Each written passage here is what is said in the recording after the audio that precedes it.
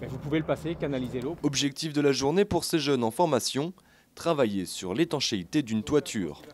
Et en tout, ils auront 8 semaines pour tout apprendre du métier d'installateur en photovoltaïque, la plus longue formation qui existe en France. On va préparer un cadre qui peut représenter une cheminée afin qu'on voit comment dévier l'eau, la canaliser pour éviter cet obstacle qu'on rencontre régulièrement en couverture. Donc on va faire un petit peu de travail de zinc sur de la tuile.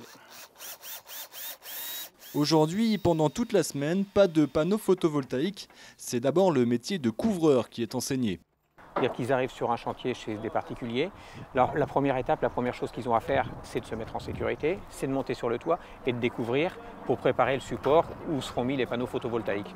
Donc il faut qu'ils sachent dans quel ordre on va découvrir, et qu'ils puissent faire les choses correctement, stocker les tuiles, marcher où il faut. Et que dans un deuxième temps, une fois que les panneaux sont mis, il faut qu'ils sachent remettre les tuiles correctement à leur place pour que l'ouvrage, après leur intervention, reste étanche.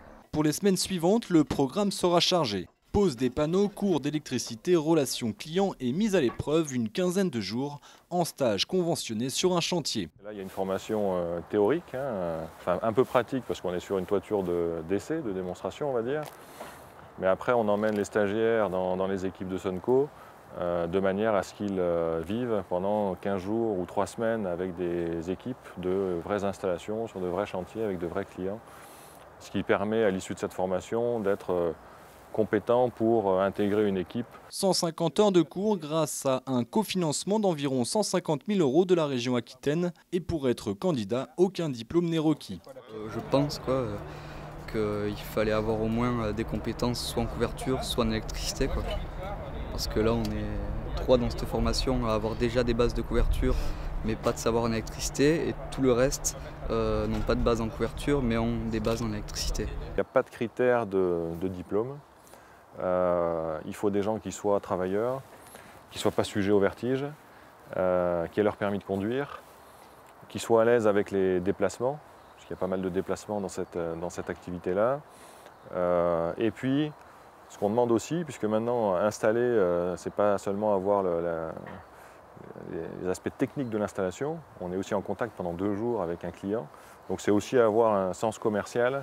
À la suite de la première session, fin 2010, 75% des effectifs ont été embauchés, dont la moitié par le groupe Sunco lui-même. Mais à l'heure actuelle, la filière photovoltaïque est précaire et manque de stabilité.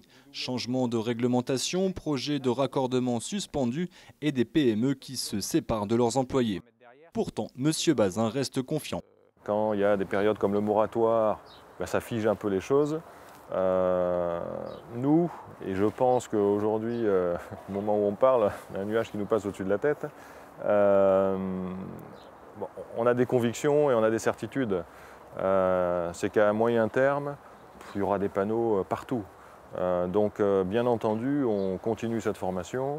Donc pas d'inquiétude selon le directeur, mais qu'en pensent les futurs professionnels ? Je pense que c'était un marché qui était comme ça, puis maintenant c'est un marché qui est peut-être comme ça, mais bon, il est toujours à la hausse.